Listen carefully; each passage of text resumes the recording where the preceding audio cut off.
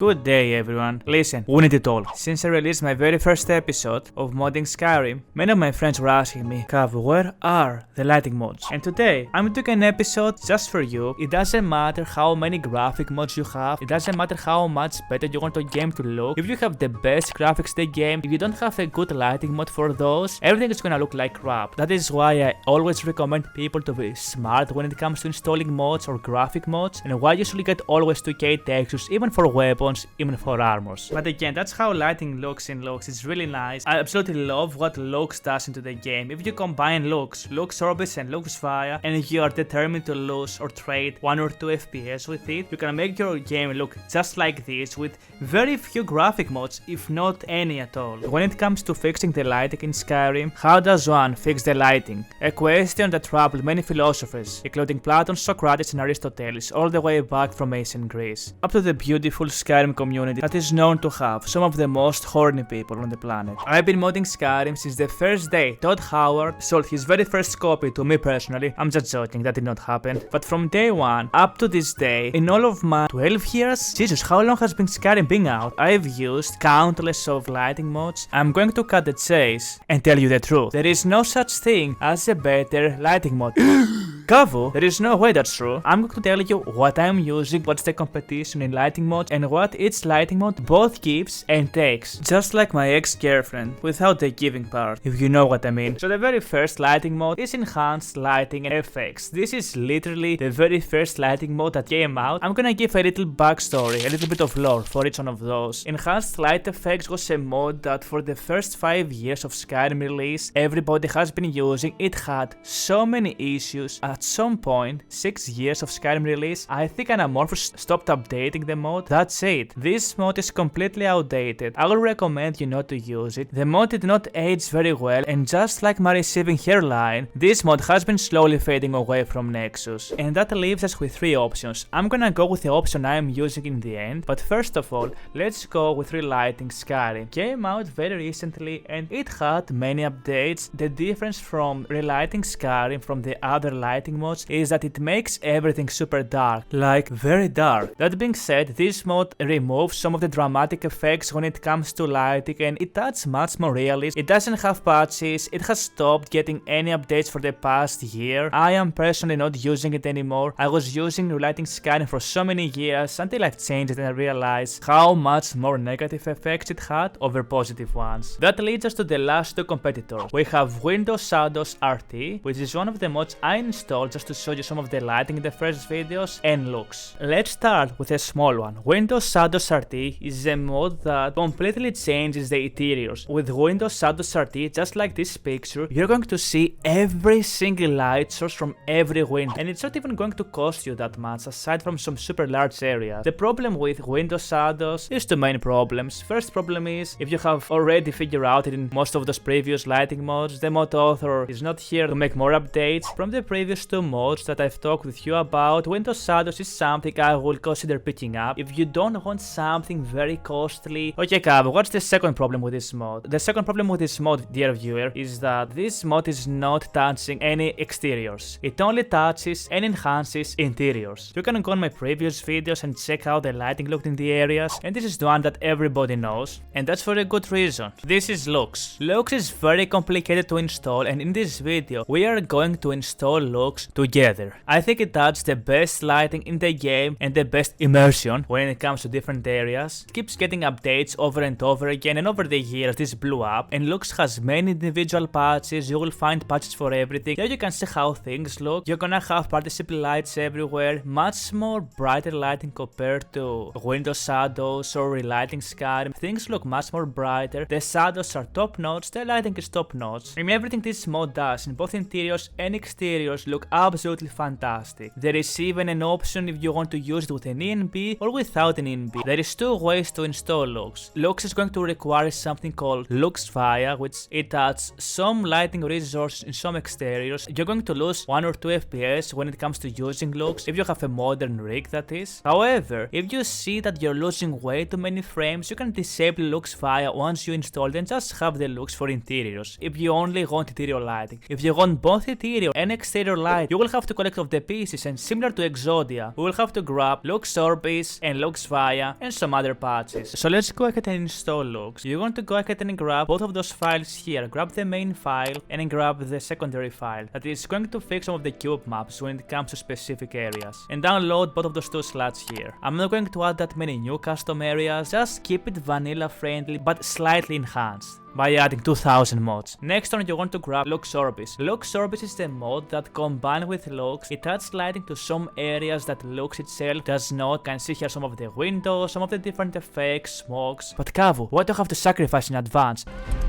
Everything. If you're going to install both Lux, LUX ORBIS and LUX VIA, which is the other mod here, all of those together will cost you from 1 or 2 FPS. So that's the cost you have to pay. Go ahead and grab the main file. This is LUX VIA, and what LUX VIA does, it grabs exterior areas that Lux and LUX ORBIS don't get and enhances them, as you can see, with TNB lighting, fire effects. If you have FPS issues, again, if you think your game is too slow, only grab Lux and nothing else. But if you want your game to feel complete with all of the lighting in the game, and I will show you again how this looks, go and grab LUX VIA. If you go ahead and read, you will see that most of those files don't require you to download them if you already have Lux. So you can even make a weird mix of having window shadows for interiors and LUX VIA for exteriors if you like that type of stuff. I would recommend you to combine Lux with LUX VIA because again it makes the game look the best. And only grab the main file, and now we're gonna go ahead and install all of those. So here we have a bunch of options. I will recommend you select only one of those. There is 2 beam participle effects, there is 2 mist effects. Go and grab the webs, for instance, it's gonna make webs look so much better. I will recommend you to get the very first beams, which is the author choice. It makes the lighting effects on the interiors look much more dimmer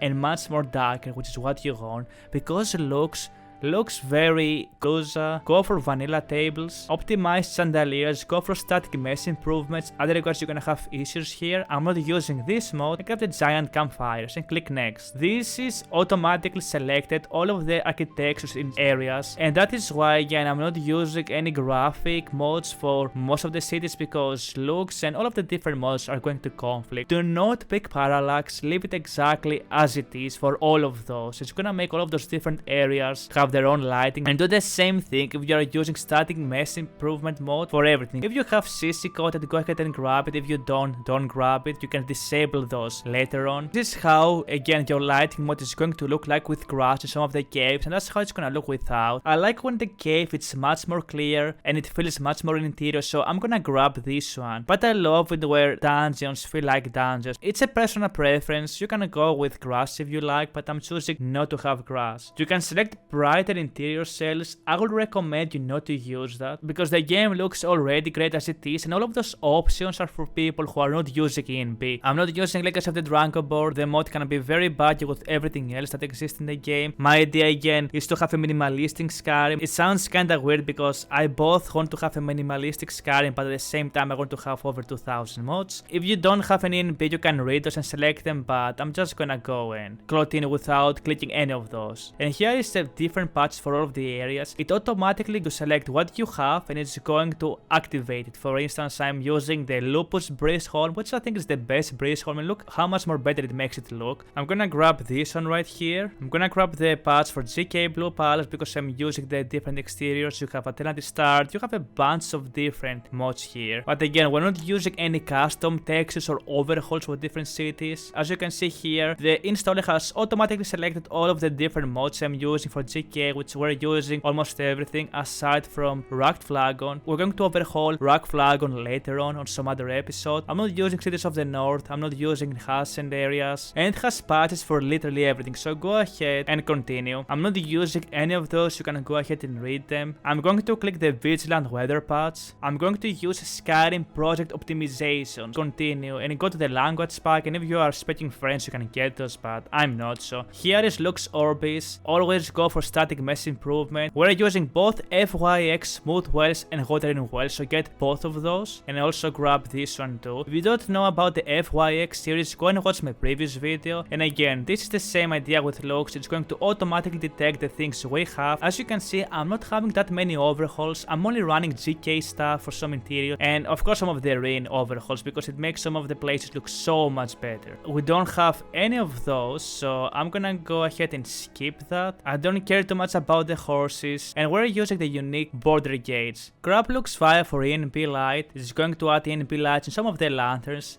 Go and grab the blended road versions too, and go and grab the less land. I've lost over 5 FPS by not having this option clicked. If you have any issues with Mortal, I never had any of that, like crashing. You can get that, but if you follow my mod list, you should be completely fine again. And again, here is a bunch of patches. Only grab the ones I have if you follow my Modding Skyrim series. And let's go ahead and continue here. I'm not using any of those because they're going to completely destroy and smash your game. And now we managed to have, as you can see, LUX, the updated cube maps for LUX Orbis, LUX VIA, and LUX VIA cutting room. And now here comes this scary part. What I would recommend you is that if you don't know how to deal with conflicts, do them one by one. For instance, go to Majestic Mountains here and you see the question mark. There should be a suggested option. I'm going to tell you what happens if you don't have a suggested option, but click this for now. Everything else is settled. Keep going down, and this is everything from Majestic Mountain. So you're gonna go here and click save, and you're going to do that for every single file, like 3D, Whiterun Trails. Get all of the other conflicts fixed first, and then go for LUX. Like for instance, you see the Whiterun mesh fixes here. There is no suggested path. Go and click before. Every time you don't see a suggested path, always go and click before, and remember the name of the one you install. Click save. Alright, we had 922 plugins, light plugins. Now it's over 1,000. And let's go ahead and check. Everything is looking completely fine. Ignore the custom skill framework. The last version it came out, it doesn't work for the SKC version we're using. So in my 12 years of modding Skyrim, I think when it comes to lighting mods, the best when it comes to quality, to how lighting looks, to pretty much the full package, if I may. Everything looks brighter. You have some of the shadows in some of the corners and places. If things are looking a little bit laggy or bad, again, it's because of my setup when it comes to capturing footage. You see, this is LUX VIA that does all of this work, and in most of the areas you're gonna run again with 50, with 55 FPS. In specific areas we drop below 50, around to 45, but that's only in very busy areas. Let's check different interiors here and there. This is the mine. I just murdered everyone in cold blood, so I can show you how the mine and the interiors look like. And this is how the interiors look again. It's not as dark as Windows Shadows or Relighting Skyrim, it's slightly brighter. Again, if you don't like how dark this looks, you can always install LUX with a brighter interior cells. It's an option that it has. Let me grab this torch here, and I'm gonna show you how things look like with a torch, for instance, and it's really cool. Also, something I want to show you is that if you're going and let's say use magic, another thing I love about lighting mod, it's that when it comes to playing in dark areas like that, using magic actually helps a lot. That's how the lighting works. You can see the shadows here. Inside interiors, you're always going to have over 60 FPS. I kinda forgot that we need to enhance how some of those places look. It would be nice to have an overhaul for those interior cells. As you can see, we have disabled the fog that looks really scuffed, and the fog you see here that looks super cool, it works that way because of LUX, one of the patches we had with LUX. Stupid bandits. This is how the shadows look again. You see the small glimmer here? We don't have ENP light for the different gems. Once we put all of those into work, the game is going to have so much life in it. I'm just gonna loot everything. Like, I'm not using any graphic mods in the caves I've shown you or the caves you can see around me here. And lighting is the most important thing. It's even more important than graphic mods itself. I see so many people fall into the trap that they have to overhaul every single graphic in the game, but they fail to have or properly install a lighting mod, so they have issues with their game. But what you see here is again the weather mods. The idea, as I always like to say, is that I want to have Skyrim look like vanilla but slightly better. I don't want everything to be super colorful. I don't want everything to look super bleak or dark. I just want Skyrim areas like this in the Whiterun. It's areas where your FPS will drain and this is why I'm avoiding to overhaul most of the areas to add any new stuff, aside from NPCs and small things like that. Look at these guys here. I love the wind in Skyrim, it's kinda fun. And here as we go outside the Whiterun exteriors, you can feel like the game is running at 60 FPS and everything is great. Shouldn't it be 60? Oh, it is 60. 55 with 60. Oh, there's that Nazim? I do have to kill Nazim, guys. It's Nazim, I mean, what do you want me to do?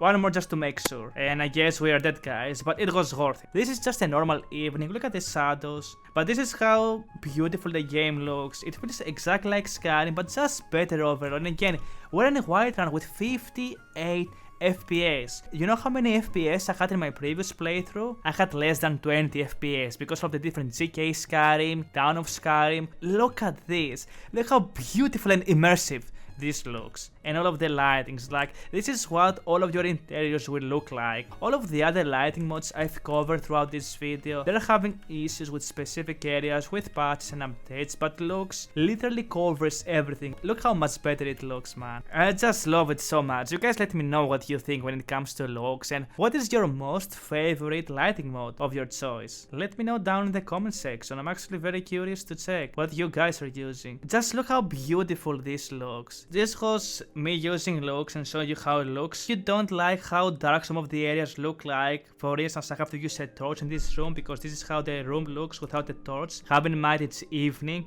and close to night, so the closer it will get to night, you will have the interiors feel super dark. I think this is honestly the best lighting mode package you can get when it comes to combining stability, performance, and immersion. So thank you for watching. I will be away for the next 2 months due to work, but I will be back in late of August and early September to make more videos. Thank you for your understanding again. It was me, Kavou, and I will see you guys in a few months from now. And bye bye everyone, until next time.